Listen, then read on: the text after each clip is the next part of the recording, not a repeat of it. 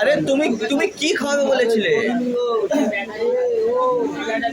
যারা বেশি নোংরা ভাষায় ওকে কথা বলে তারা ঠিক আছে। না, তুমি কি খাওয়াবে বলেছিলে? বললে যে 500 টাকাটা দিচ্ছি, ছেলে হয়েছে বলে কত কথা ওকে শুনিয়েছে। আমি ওকে একটা কথা বলেছি, এই না না, একদম না।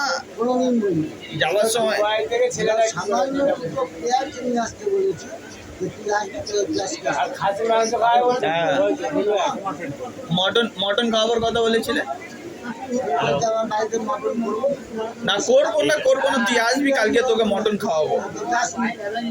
যাইনি, আমি তোমাকে ফোন করিনি, তুই ফোন তুললে? এই তো তাহলে তুমি 6টার সময় ফোন করলাম, ফোন তুললে তুমি? হ্যাঁ কি না? নিয়েই দেখো হ্যাঁ, তোমার ফল আমি জানি মালকে তুমি যা তা বকছো। তোর অনেক হয়েছে। ঠিকই বলিস, মাল খেয়ে দিয়ে বাড়ি মানুষের সকালবেলা মটন তাহলে খেতে কত? হয়। আর সকালবেলা থেকে আমি যখন প্যান্ট আনতে যাবো, কখন? সকালবেলা, তো হাটের দিন সকালবেলা প্যান্ট আনতে যাবো, তো লোককে জিজ্ঞেস করবো না কোন প্যান্ট চাই, কিরকম প্যান্ট চাই, তোমার সাইজ কত? লোক ফোন ধরছে না, তখন কি ভাববো? কি মালকে উল্টো পাল্টা বললো। এখন উল্টো কেস।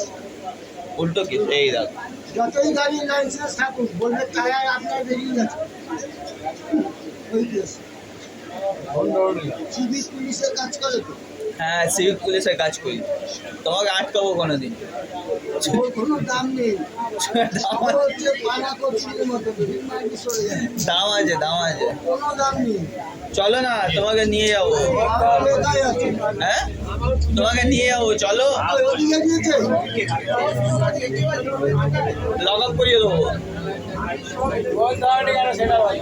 এ সঞ্জয় দা, এখন আসেনি, দাঁড়াও না।